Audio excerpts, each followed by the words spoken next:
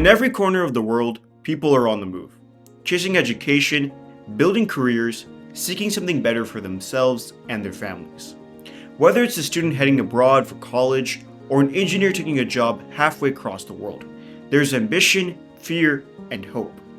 And in today's interconnected world, these movements of talent, ideas, and culture often do what official channels can't: keep relationships between nations alive, even when political waters can get rough. But how often do we stop to think about the real impact these individual journeys have on international relations? This is Decoding the Relationship, where we at Two Republics explore the U.S. India partnership through conversations with diplomats, entrepreneurs, policy experts, and changemakers. Each person connects the dots between strategy, technology, diplomacy, and more. We bring in voices from our past interviews to give you a fuller picture with real expertise, stories, and context. In this second episode, we look at how the movement of people is shaping the U.S. India story.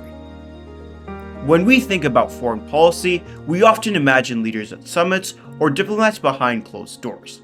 But some of the most important drivers of international relationships happen far beyond those settings. It is where people of different backgrounds work together. In many ways, it represents the personal side of diplomacy. Consider the Indian population in the United States, which now numbers over 5.2 million people, making it the second largest group of Asian descent in the country.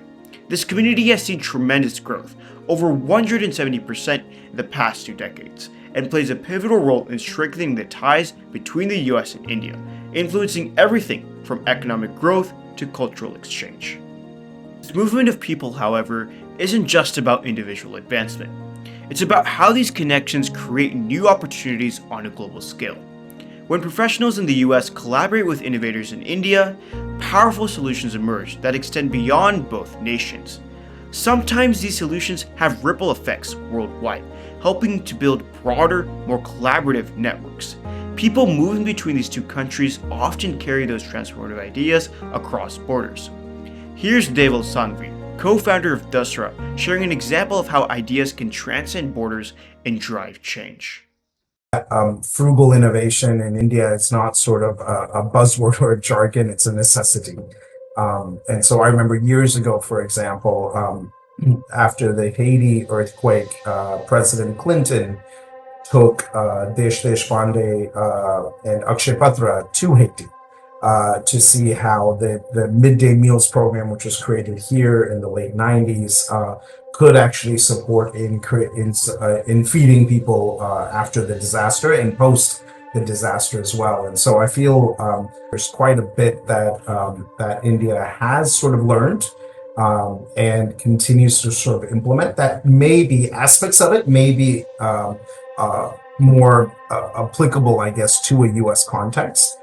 What Deval is describing is the ripple effect of movement and exchange. A program designed to feed children in Indian schools was adapted to feed disaster-stricken communities in the Caribbean through human connections.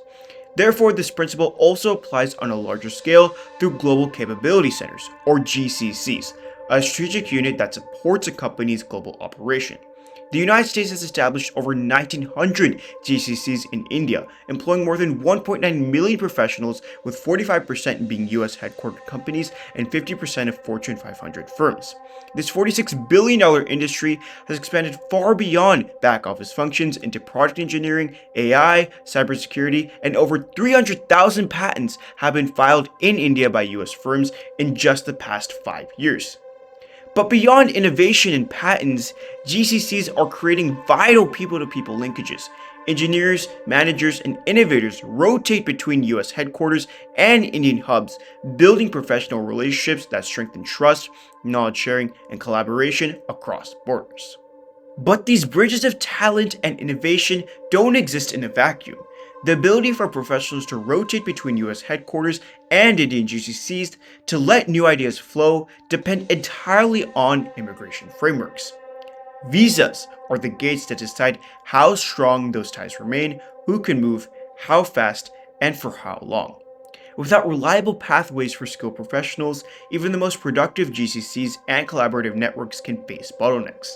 In other words, behind every global exchange of talent is an immigration framework. And for the US and India, one of the most critical and sometimes controversial pieces of that framework is the H-1B visa. To unpack why the H-1B is such a flashpoint in U.S.-India relations, here's Katherine Hadda, former U.S. Consul General in Hyderabad. The H-1B issue is a completely separate and very complicated issue. And one of the basic problems is that H-1B, even though it allows for immigration, is not supposed to be an immigrant program. That's why it's been controversial since it was founded in 1990. There have been all these laws to amend it. It's not just Trump administration or Biden. It's a tough one because we gain from having these immigrants, by and large. Our companies do, but it's not without controversy, as you know. Visas like the H-1B sit at the intersection of economics, innovation, and politics. They're lifelines for companies that depend on specialized talent, and they're pathways for skilled professionals who help drive that innovation. But they're also political flashpoints, debated in Congress, shaped by public opinion, and caught between the needs of industry and the pressures of immigration policy. And here's the paradox. The same policies that open the door for collaboration can also limit it. A halt in visa approvals can stall a research project or push talent elsewhere. In conclusion, this is why the movement of people is a central force in foreign policy. Each student, professional, and entrepreneur who crosses borders adds another thread to the fabric of connection between nations. Over time, those threads form networks of trust that have the potential to outlast temporary political cycles and trade negotiations. For two republics, telling these stories is about showing how human connection can be a stabilizing force in a relationship that's sometimes tested. While there's certainly hiccups along the way, the U.S.-India story is building a foundation for the future. One where ideas move as freely as people and where shared challenges are met with shared solutions.